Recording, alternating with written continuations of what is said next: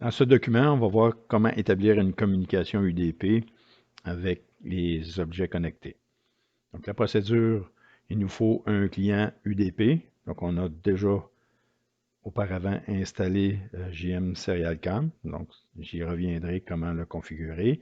Et ensuite, il faut ajouter les ports UDP 8266 et 54321 dans le pare-feu. Donc lorsque les communications s'en vont vers l'objet, l'objet écoute sur le port 8266.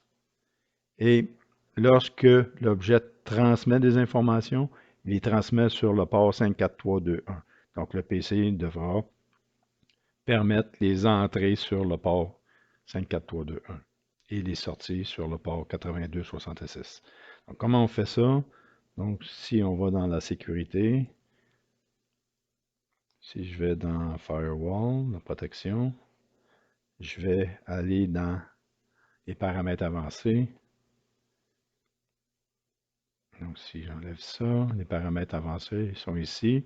Donc, on doit ajouter une nouvelle règle. Donc, au niveau, ce qu'on vient de voir ici, c'est pour l'entrée. Donc, ici, c'est un port. On veut permettre un port. Next, c'est un port UDP. Le numéro, ce sera le 54321 au niveau de l'entrée. Next. Ensuite, on veut permettre la connexion.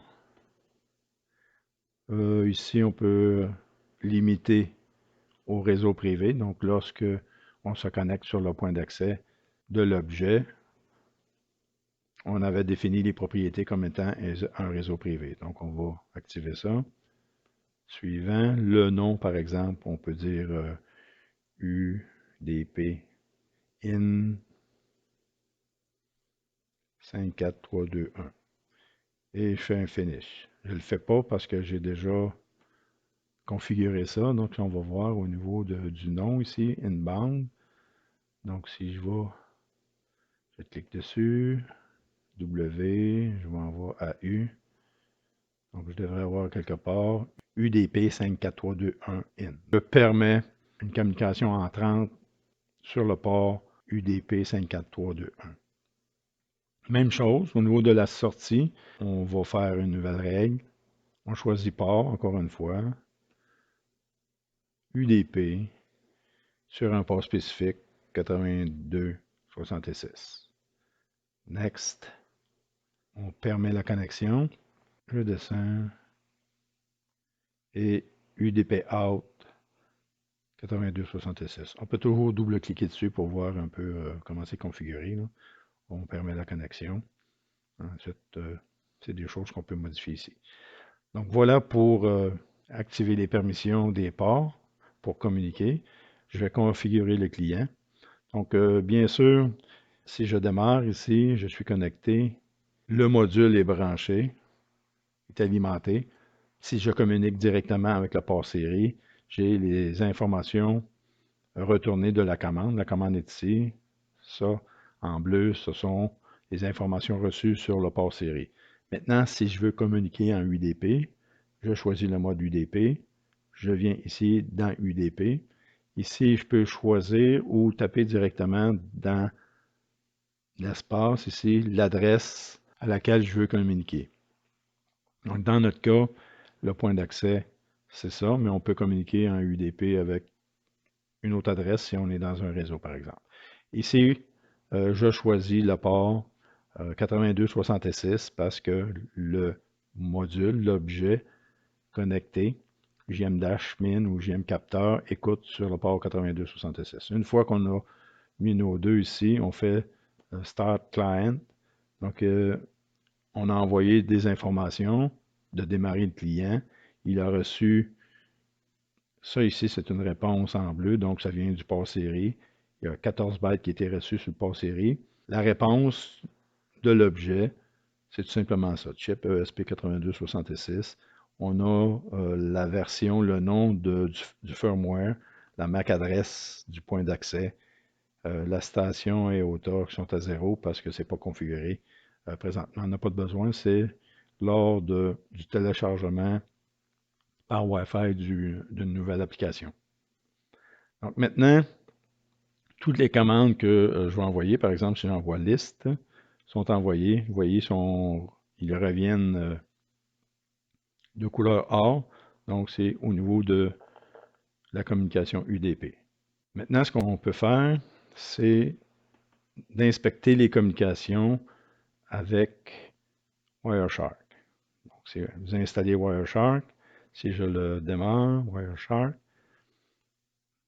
je choisis de regarder les communications Wi-Fi. UDP, c'est un type de communication Wi-Fi. Donc, on a plusieurs informations ici. Dans le filtre, ici, j'applique le filtre. Donc, je vais choisir udp.port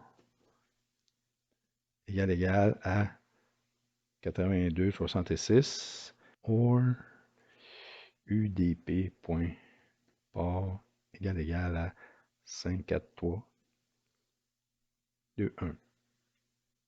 Enter. Et je vais refaire une communication. Donc, je vais demander encore une fois en mode UDP la commande list. Donc, on voit qu'il y a quelque chose qui a passé ici. Donc, ici, l'adresse 192.168.4.2, c'est le PC. Et ici, c'est l'objet connecté. Donc, comment que je sais que c'est l'adresse du PC? Donc, à l'intérieur de l'objet, il y a un serveur DHCP. Et aussitôt qu'il y a un appareil qui se connecte sur le point d'accès, il lui assigne une adresse. Donc, le premier qui va se connecter va recevoir point 2, le suivant, point 3, etc. Donc, on peut connecter plusieurs appareils sur le point d'accès. C'est limité à quelques-uns seulement. Donc, autre chose aussi, je peux ouvrir une fenêtre de commande ou tout simplement aller voir ici au niveau des propriétés du point d'accès. Donc, si on va voir un peu plus bas, on devrait voir l'adresse qui était assignée, qui est ici, l'adresse 192.168.4.2. Donc, une autre façon, c'est d'ouvrir une fenêtre de commande et de taper ipconfig. Donc, à partir de là, on va recevoir l'adresse pour l'adapteur Wi-Fi qui se trouve être 192.168.4.2. Si on revient dans Wireshark, on voit ici que 192.168.4.2, donc le PC, a envoyé un message à la destination 192.168.4.1. Donc, l'objet connecté, dans notre cas, c'est JM Dash. Donc, le protocole utilisé, c'est UDP. Et le message est d'une longueur de 5. Et si on clique dessus, ici, on voit le message là, de longueur de 5, c'est LIST avec un line feed, le caractère 10, 0A. Et par la suite, l'objet connecté, donc le point 1, répond au point 2 en UDP et envoie un message d'une longueur de 158 caractères. Donc, le 158 caractères, ce sont les informations, liste des menus, etc. Donc, si on regarde un peu plus ici, liste des menus, les astérix et tout ce texte-là, c'est ça qui est envoyé par UDP et c'est ça qui est affiché dans la page. Voilà pour la communication UDP et la visualisation des paquets à l'aide de Wireshark. Donc, lorsque vous transmettez une commande à partir d'un client UDP, on doit voir le paquet UDP dans Wireshark. Si on ne le voit pas, peut-être que vous avez un antivirus ou bien vous n'avez pas permis d'utiliser les ports dans le pare-feu. Terminé pour la communication UDP.